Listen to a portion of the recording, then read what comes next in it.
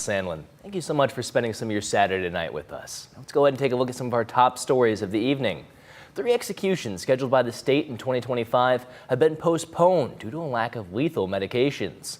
One of the men set to be executed is 75-year-old James Hanna, who was originally given a life sentence for the 1978 murder of a teenage store clerk in West Toledo.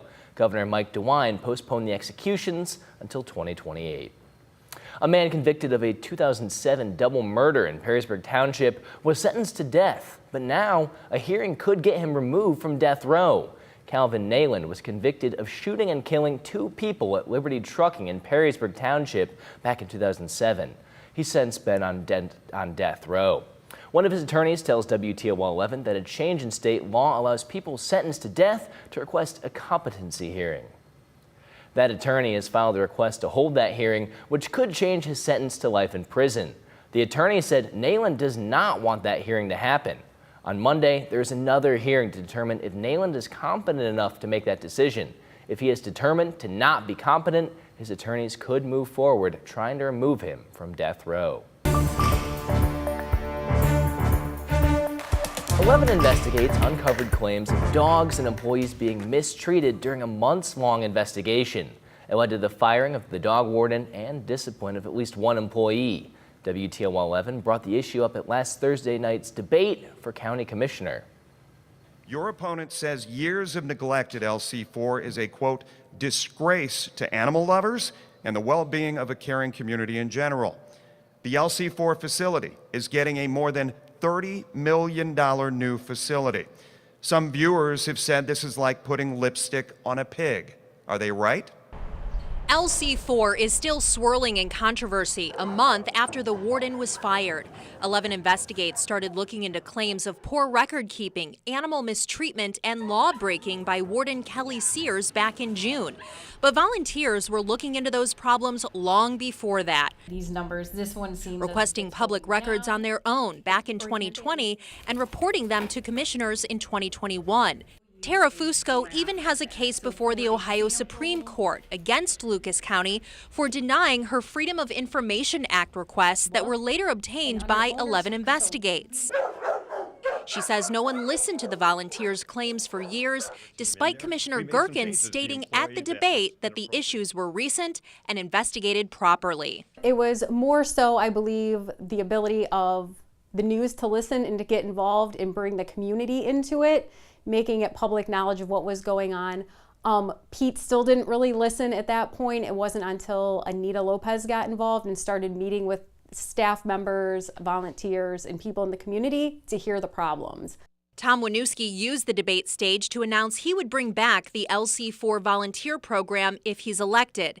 It was paused in August when Gerken said employees were being threatened by volunteers. We're going to restore the volunteer program when I'm elected commissioner so that there is some good balance and oversight. I will do that in the next 10 days. We're not waiting for Tom promises of doing that. Fusco hopes the promises aren't just a political stunt. I would like to see the program come back sooner than later because it really does enrich the dogs. However, I won't like to see it rushed just for political gain to make it seem like all of a sudden a problem that's been left for 4 years, nothing happened, that all of a sudden, you know, oh, we should bring it back. WTOL 11 asked the commissioners before the debate for an update on the hiring of a new dog warden and the status of the volunteer program. We were told there was no update on a warden and that an announcement would be coming soon regarding the volunteer program as details are still being finalized. Now, Commissioner Gerken also pushed back on the claims from the employees at LC4 about abuse and mistreatment. He called them uncorroborated, but that's simply not true. 11 Investigates has 3 documented complaints, including an on-camera interview from employees regarding a coworker parading around the heads of decapitated dogs. To be fair, decapitations are necessary to do rabies checks. However, we do have multiple reports of employees complaining about the treatment of the animals and staff after those procedures. Now to an update to a story we've been following all week. WTOL 11 has obtained emails between the athletic directors of Bowling Green State University and the University of Toledo regarding the Rockets' decision to not have the Falcon Marching Band perform at the Battle of I-75 football game. BG's president shared UT's decision with students earlier this week, calling it a surprise. In response, UT said it clearly communicated the decision to BG and that it was not a surprise. Those emails, just obtained by WTOL 11, showed that on September 9th, BG Athletic Director Derek Vandermeer emailed UT Athletic Director Brian Blair, formally requesting permission for the Falcon Marching Band to perform at the Glass Bowl on October 26th for the big game. That email request is part of MAC policy. The next day, Blair told Vandermeer he would, quote, circle back shortly with an answer. He also noted that UT would be honoring its annual Hall of Fame class during halftime of that same game. Now, according to the emails, Blair did not circle back to Vandermeer with an answer for an entire month. When he did respond, Blair said the presidents of both universities had spoken at length and that UT would not be able to accommodate the band performance at the halftime due to the Hall of Fame program. It's unclear when exactly the president spoke. WTOL 11 has requested those communications. You can find the original emails over on our website at WTOL.com. Meanwhile, the University of Toledo and Bowling Green University teamed up to Ruck the Ball from Memorial Hall in Bowling Green, 22 miles to the Glass Bowl, carrying rucksacks at next week's big game. The ball will be presented to the officials prior to kickoff. More importantly, the marches bring attention to the high suicide rate amongst veterans. All the stops along the route are sponsored by different veteran service organizations, including American Legion posts and VFWs. Mental health services will also be at each rest stop. The 22 miles that we're doing today is also the number of veterans that are estimated to commit suicide every day. So that's the significance of the number, and we're trying to raise awareness and try to mitigate that if we can. What we're trying to also do here is show that you're not alone. We're a team, we're a family. That's what we're here for. All the Battle of I-75 marchers are UT and BG students, as well as some members of ROTC from both schools carrying weighted military ruck packs. Marchers made it all the way to the Glass Bowl, will be treated to a cookout.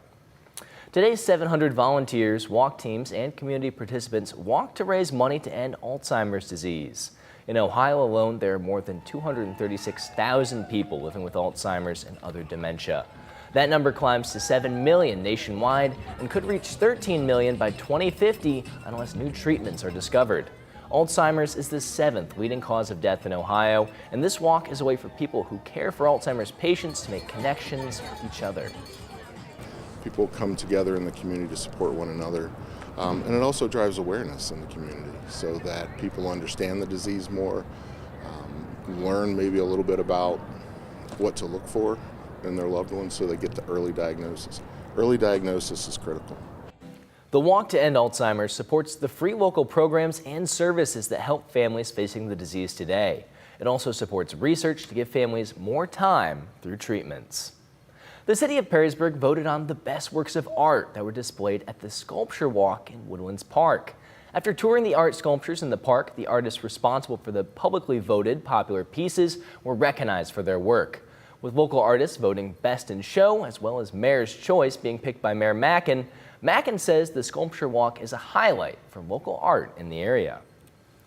It makes Perrysburg special. It's just something that I think brings the community together, just also exposes people to art that maybe they wouldn't otherwise be exposed to art. So we really think it's a great opportunity just to show local talent, honor the skills that they have, and make the parks a little bit something special. This was the 3rd year the Sculpture Walk was held, and the city of Perrysburg hopes to continue holding the walk next year. Political campaign signs are a way to show your support for a candidate, but some signs get vandalized or stolen. Is that legal though? Let's verify. Campaign yard signs are popping up all over the country as we approach Election Day, sometimes pitting neighbors against each other. People online are complaining their signs were stolen, while others are going to extreme lengths to keep thieves away. A person on Threads claims their signs were recently stolen, and someone commented, "That's a crime." But is it really? Let's verify. Our sources are the U.S. Code of Laws and various state laws. There's no federal law against stealing campaign signs, but there are laws in all 50 states that make it illegal in most cases to take them from private property. At minimum, most states consider it petty theft, which is a misdemeanor punishable by a fine or a few days in jail.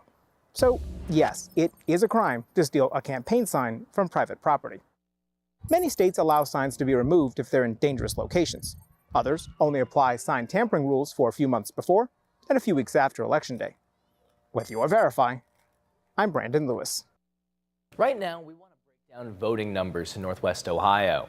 The Ohio Secretary of State's office launched a data dashboard. Here's some of the results for absentee and early in-person voting as of today.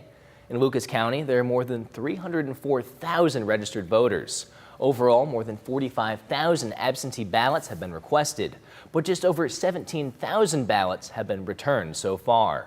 In Wood County, more than 90,000 people are registered to vote, and more than 16,000 ballots have been requested. Over 9,000 have been returned. And TARDA is once again making sure everyone has a ride to the polls on Election Day. Services are free all day on Tuesday, November 5th. It's all part of the Voter Ready with TARDA campaign. Now, if you saw a bunch of superheroes and ghosts walking around the Believe Center in Toledo this afternoon, that's because Lucas County Children's Services held their 10th Trunk or Treat. With around 80 trunks parked behind the center, including WTOL 11's Defender and some of our on-air talent, thousands of kids from the area got a safe trick-or-treating experience. An estimated 300,000 pieces of candy were handed out at the Trunk or Treat this year.